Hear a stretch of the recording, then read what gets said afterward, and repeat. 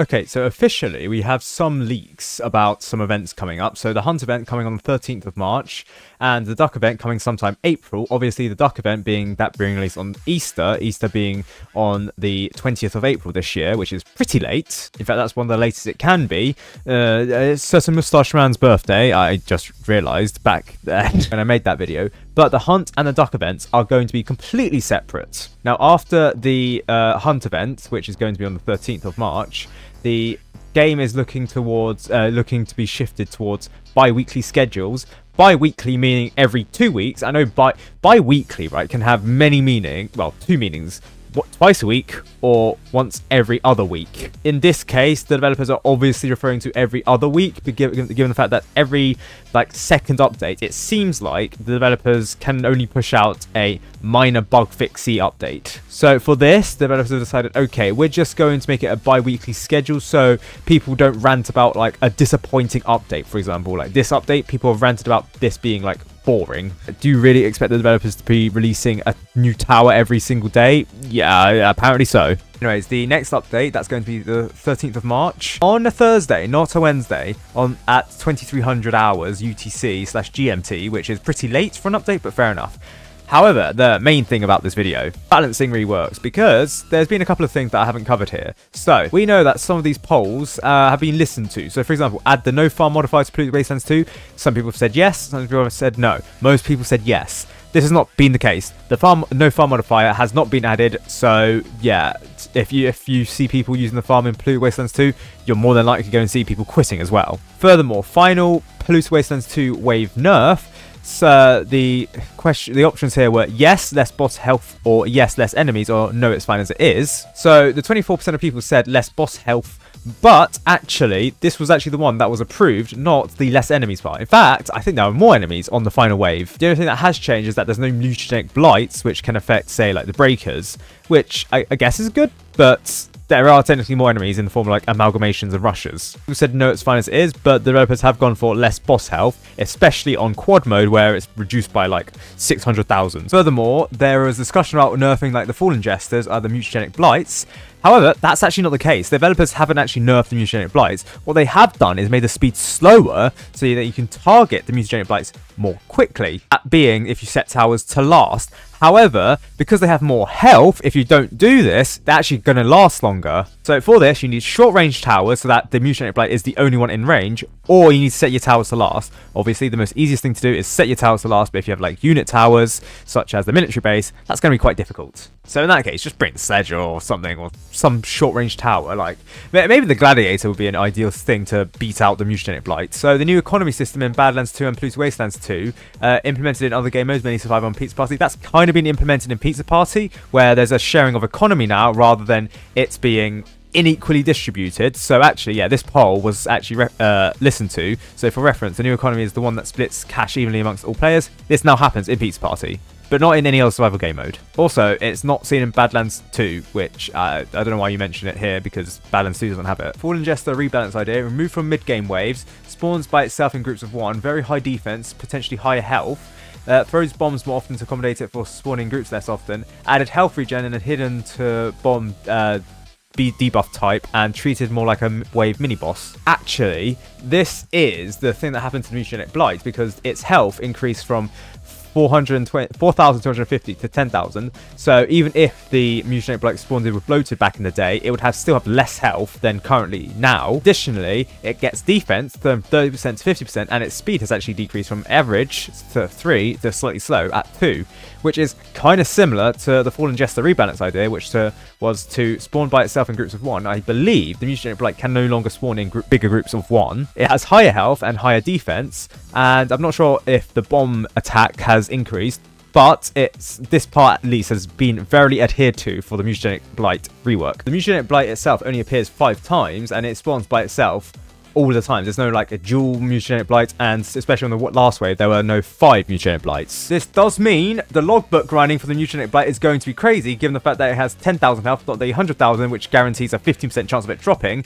So you might need to grind out Polluted Wastelands 2 30 times, or was it 20 times actually? 60 divided by 5, that's 20. You might need to grind out 20 times up to wave 23 just to get the mutagenic blight logbook. That's going to be difficult. Anyways, the developers or the testers didn't actually listen to the majority of people. So people said, I like certain parts, but dislike others. Maybe that's like removed from mid-game waves and debut on a much later wave because there's no change to mutated blights. Again, I know it's the Fallen Jester, but the poll here also references the Hex Weavers / mutated blights. As far as I'm aware, there's no changes to the Fallen Jesters, but given the fact that they changed the mutated blights to be slightly different, in fact, completely different in terms of statistical differences, then it probably is the case where the Fallen Jester probably will change as well. Interestingly, the poll from the Golden Minigun is saying that its range should increase.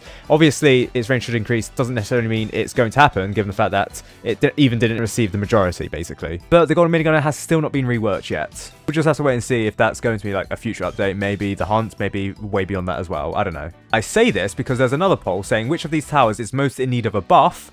There's the option of the medic, which is not a rework. So I should probably make a video on the medic rework, because the medic buff or the medic changes, they won't change how the medic operates. So for example, its last ability on the last wave, it cannot remove debuff, so that it can't remove decreased range, it cannot remove increased fire rates, which slows the shooting of the enemies, of the towers, sorry. So that means that in this rework, in this buff, it won't change it, so it's not a rework.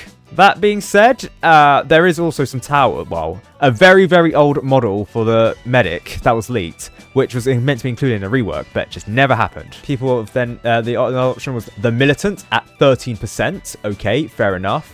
Then the majority of people said the scout / golden scout should be changed. And if you ask me, I think the majority of people want the golden scout to change, not the scout. The scout seems fine. Now, the reason for this is because the golden scout is perhaps controversially or arguably is the worst golden skin in the game. Worse than the golden soldier, worse than the golden crypt boss, worse than the golden cowboy, worse than the golden minigunner, probably worse than the golden paintballer, should that ever exist. 63%. It got the majority. Wow, okay, despite there being 4 options. And the shotgunner at 4%. I don't know why the shotgun is fine as it is, like, come on. Like, yeah, it's not the best starting tower, but it's damn well good for certain events. Now, I don't know what a golden sculpt change would look like, because, I mean, we did see some changes in, like, the Solar Eclipse event, but those changes were never implemented, and they were basically all nearly reversed, basically. It'll probably mean that it will get buffed in the early game, so that the golden scout is now, like, one of the best starting towers in the game in terms of cost efficiency, but probably have to change like the hidden sections around and make sure it doesn't trample too much on the golden soldiers meta. Again, nothing here is subject or obligated to make it into the game, even if an idea was very popular. Again, seeing this from the Polluted Wastelands 2 wave nerf being less enemies, no, they're actually more enemies, it's just that they chose the less boss health. Now, Star Wars does say that despite the fact that the updates are moving to bi-weekly, they'll still do bug fixes and probably some balancing changes in the in-between updates. So, it seems like we're still going to probably get like weekly updates. It's just that developers are going to finally recognize stuff like the V1.56.0 update should not be considered a major update. It's just going to be like, I don't know, a 3-point update, aka the 3rd digit changes and it's represented in the update log instead of completely changing the 2nd digit, which makes no sense whatsoever. Someone also asked about PvP. It seems like it didn't go as planned, so can we expect it anytime very soon or later? Star Wars said it's cooking, announcement soon. Now, this is TDS timescales we're talking about, so soon could mean, I don't know, the end of the year. I don't know, when the Apple iPhone 17 releases with its built-in vape, rocket launcher, shampoo bottle, can opener, new button that vibrates or something. I don't know. Just to clarify, Star Wars does say once every 2 weeks. Bi-weekly is confused with either twice a week or once every 2 weeks. Star Wars has confirmed once every 2 weeks. Pilot also announced the Pyro bug being worked on and then saying it's fixed 8 minutes later. So the Pyromancer bug fixed. At the same time, I think the changes to the electroshock and the mortar not being able to see, well, not turning to face their target has also been fixed at the same time. I assume for the bi-weekly updates, they're still going to be on a Wednesday, given the fact that it gives them this time. Basically, this update, this bug fix, would never have occurred if this was on the Friday, because the developers would only be in next Monday to fix it. Then again, it might be a Thursday thing, because, you know, bi-weekly gives them time to, like, the Friday is still time to, like, bug fix, but up till Thursday, that's enough time to, like, develop the new updates. I only say this because the Hunt event is going to release on Thursday instead of a Wednesday, so you never know. And in terms of leaks, that is it. So, a bit of a lull in the news space recently. That's fair enough. There is an event coming soon. 2 events coming soon. Very interesting. The Duck event probably will have the Battle Pass, while the Hunt event is going to be Roblox related. Probably going to have set loadouts. Probably won't be able to choose your own loadouts, but very cool.